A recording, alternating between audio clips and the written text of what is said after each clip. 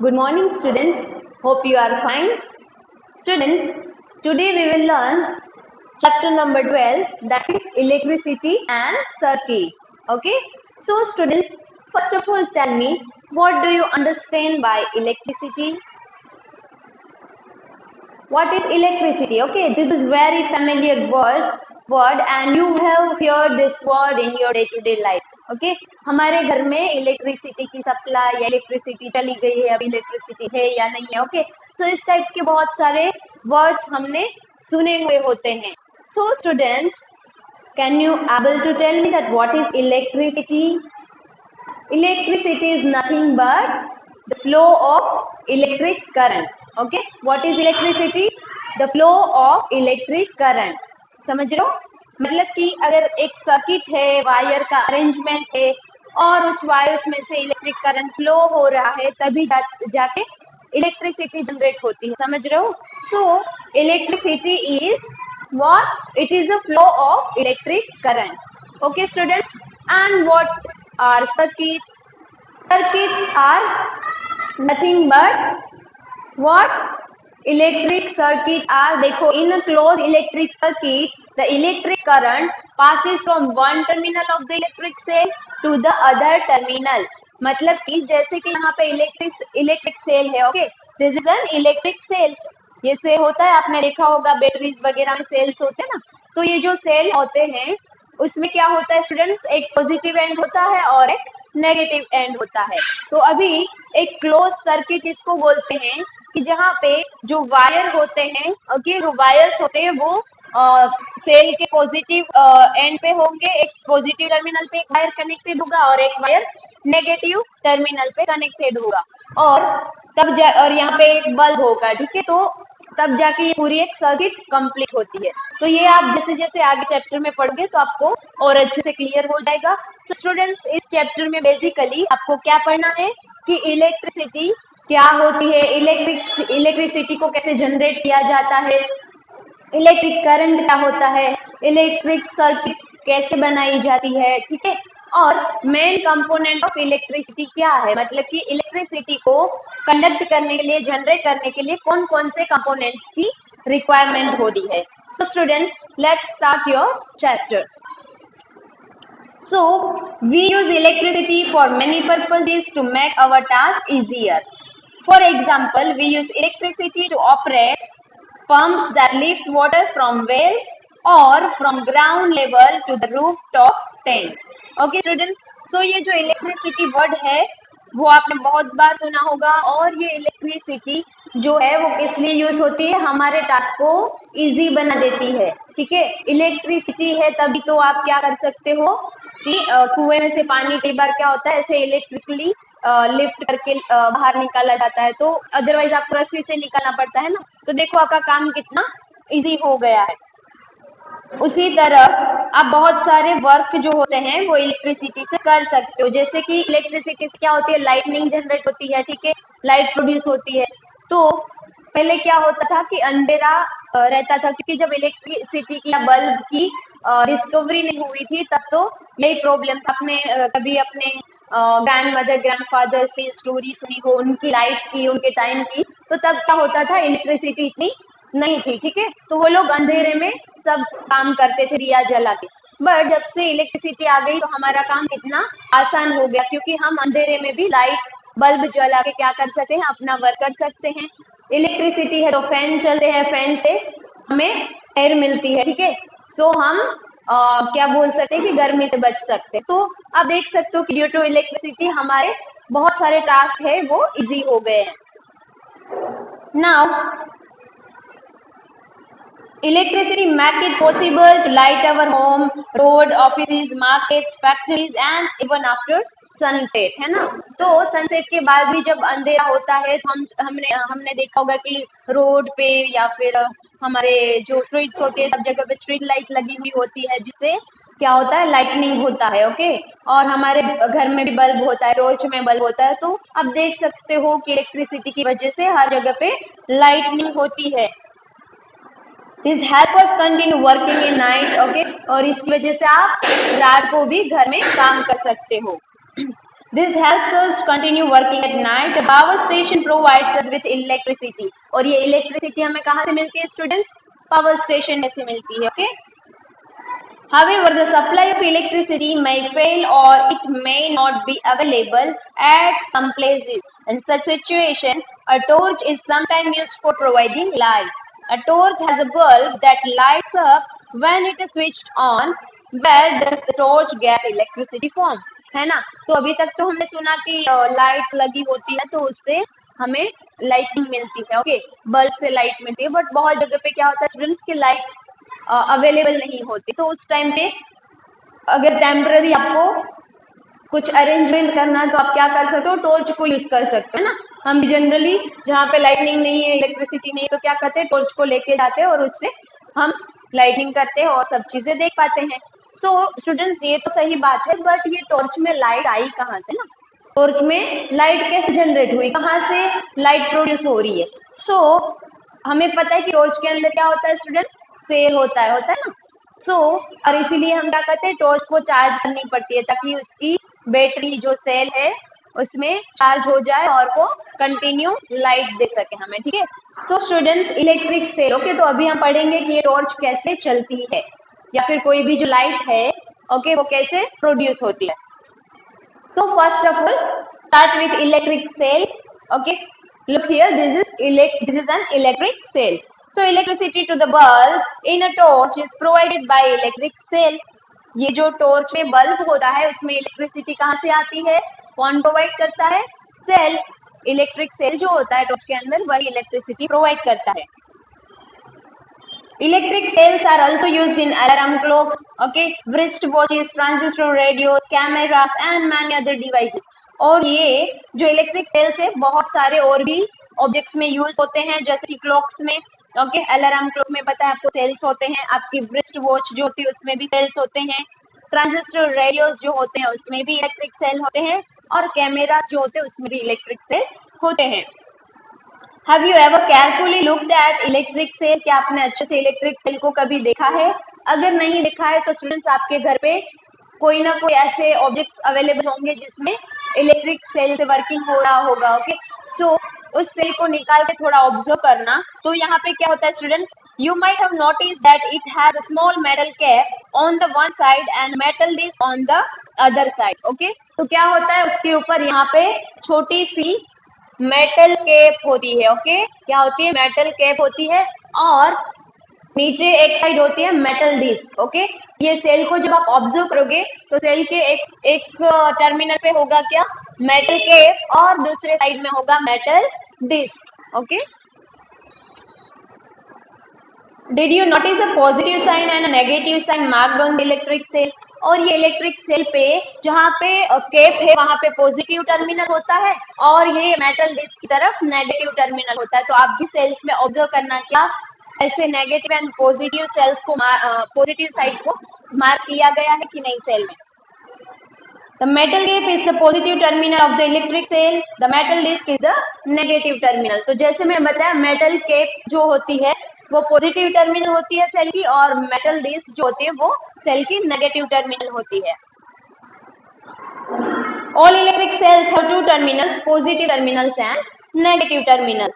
An electric cell produces electricity from the chemical stored inside it.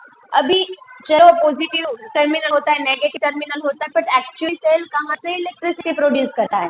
तो students electric cell के अंदर chemicals होते हैं. इस सेल के अंदर क्या होता है? केमिकल होते हैं और यही केमिकल जो होता है ओके ये केमिकल्स जो होते हैं सेल के अंदर वही क्या करते हैं? इलेक्ट्रिसिटी को प्रोड्यूस करते हैं. When the chemicals in the electric cell are used up, the electric cell stop producing electricity. और कई बार क्या होता है कि ये हम बोलते हैं ना कि सेल खत्म हो गया. सेल खत्म हो गया का मतलब क्या हुआ कि उसके अंदर जो केमिकल स्टोर थे ओके वो केमिकल पूरे हो जाते हैं. ठीक है. केमिकल यूज हो जाते हैं. तो जब यूज हो जाएंगे तो अब क्या होगा? ये सेल इलेक्ट्रिसिटी प्रोड्यूस नहीं कर पाएगा. समझ रहे हो? ये केमिकल्स की वजह से ही वो इलेक्ट्रिसिटी प्रोड्यूस कर रहा था. अभी वो केमिकल खत्म हो गया, यूज हो गया, तो क्या होगा? सेल अपना वर्किंग स्टॉप कर देगा. Okay. The electric cell then has to be replaced with new one, और फिर हम क्या करते हैं, उस इलेक्ट्रिक सेल को निकाल के दूसरा नया इलेक्ट्रिक सेल लेके उसमें रख देते हैं, ठीक है, ताकि फिर से वो जो अपना ऑब्जेक्ट है, चाहे वो अलार्म क्लॉक हो या वॉच हो या कुछ भी हो, वो फिर से वर्किंग करना स्टार्ट कर दे। तो समझ रहे हो, एक बार सेल में से जो केमिकल्स है वो यूज हो जाते हैं तो सेल वर्क करना स्टॉप कर देता है, और फिर हमें क्या करना पड़ता है, नया सेल लेके उसको रिप्लेस करना पड़ता है। A torch bulb has an outer case of glass that is fixed on a metallic base. Okay, तो ये टॉर्च का जो बल्ब होता है उसमें क्या होता है, outer case of glass that is fixed on the metal base. Okay, what is inside the glass case of the bulb?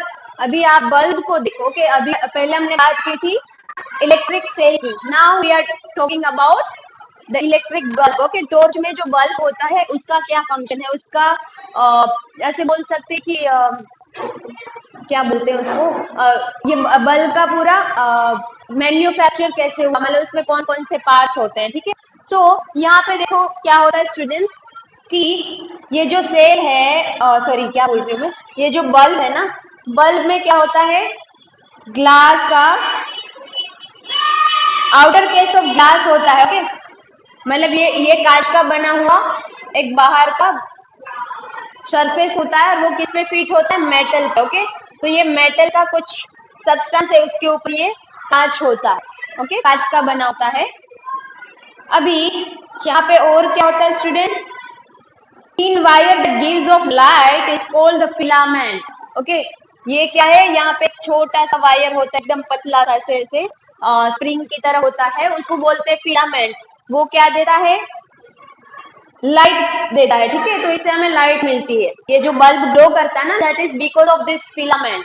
और ये फिलामेंट क्या होता है, स्प्रिंग जैसा कुछ वायर जैसा होता है, उसको हम फिलामेंट बोलते हैं, यहाँ पे आप देख सकते हो। और ये बल्ब में भी क्या होता है स्टूडेंट्स, दो टर्मिनल होते हैं। Okay, positive and negative terminal. तो यहाँ पे एक टर्मिनल होता है, एक टर्मिनल यहाँ पे। Okay, so the filament is fixed to two thicker wire. ये फिलामेंट कहाँ पे फिक्स्ड होती है, ये दो वायर यहाँ पे होते हैं।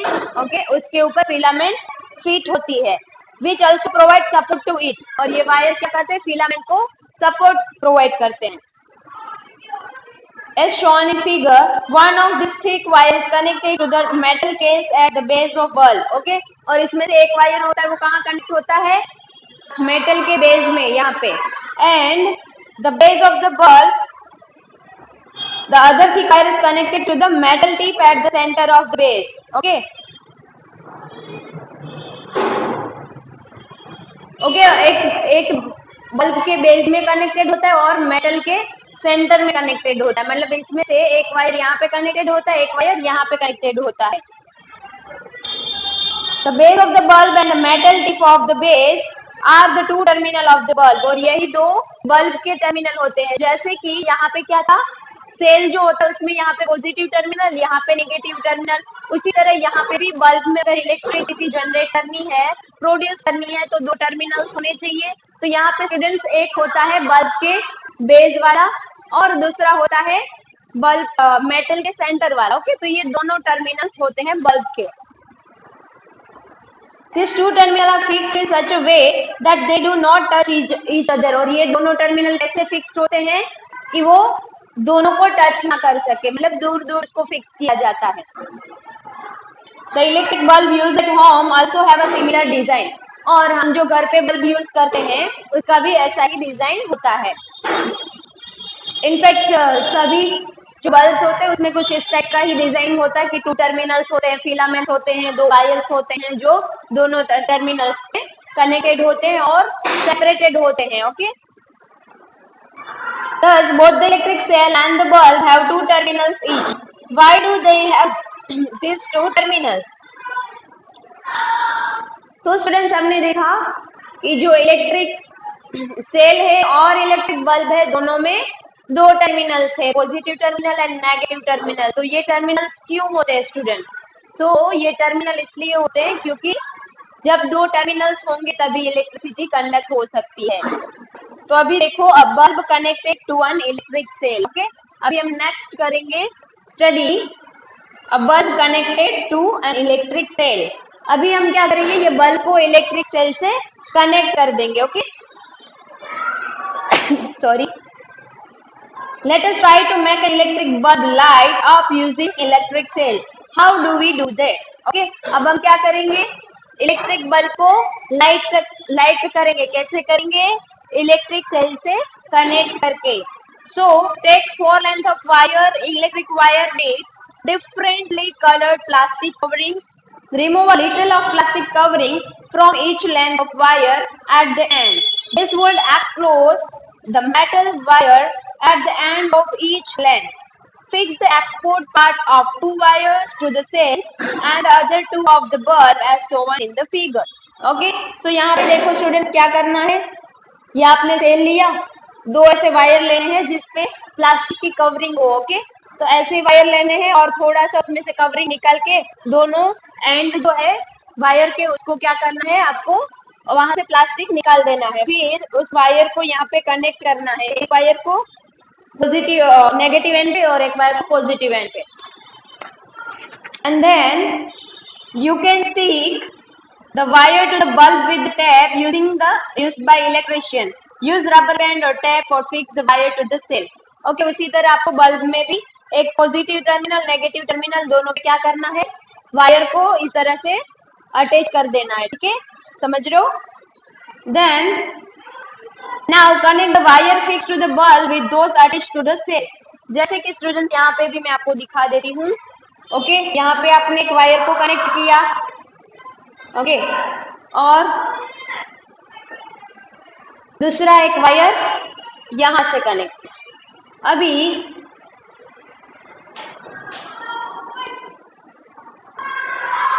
एक वायर अपने इस बल्ब के इस वाले एंड से यहां कनेक्ट किया। ओके, और इस वाले एंड से यहां कनेक्ट किया, समझ रहे हो। तो स्टूडेंट्स ये क्या हो गया, हमारा सर्किट हो गया।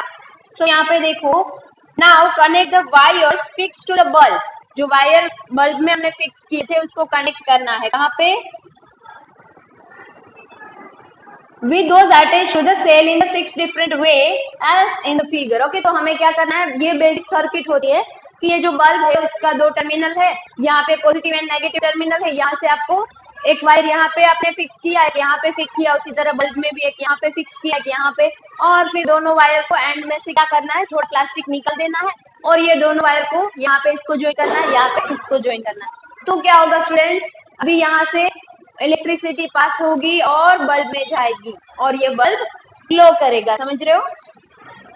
तो यहाँ पे स्टूडेंट्स आपको अलग अलग तरीके से 6 अलग अलग टाइप के अरेंजमेंट दिए गए हैं। ठीक है, आपको यहाँ पे, तो आपको ये बताना है कि कौन से केस में बल्ब ग्लो करेगा और कौन से केस में बल्ब ग्लो नहीं करेगा, और ऐसा क्यों होगा, ग्लो कर रहा है तो क्यों कर रहा है, और अगर ग्लो नहीं कर रहा है तो भी क्या रीजन है। तो देखो स्टूडेंट्स, यहाँ पे क्या है फर्स्ट में,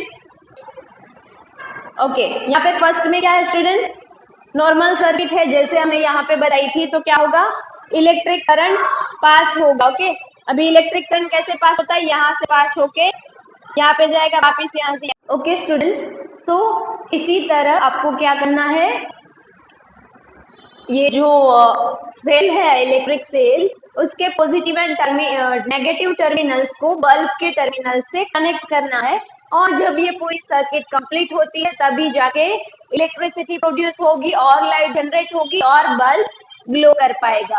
नाउ स्टूडेंट्स, यहाँ पे आपके टेक्स्ट बुक में ये अलग अलग अरेंजमेंट दिए गए हैं। Okay, you have provided with different arrangement of electric circuit, so you have to tell that whether in this type of arrangement the bulb will glow और नॉट। ओके, आपको क्या बताना है, किस टाइप के अरेंजमेंट में बल्ब ग्लो करेगा कि नहीं करेगा, और क्यों करेगा या क्यों नहीं करेगा। You have to also give the reason.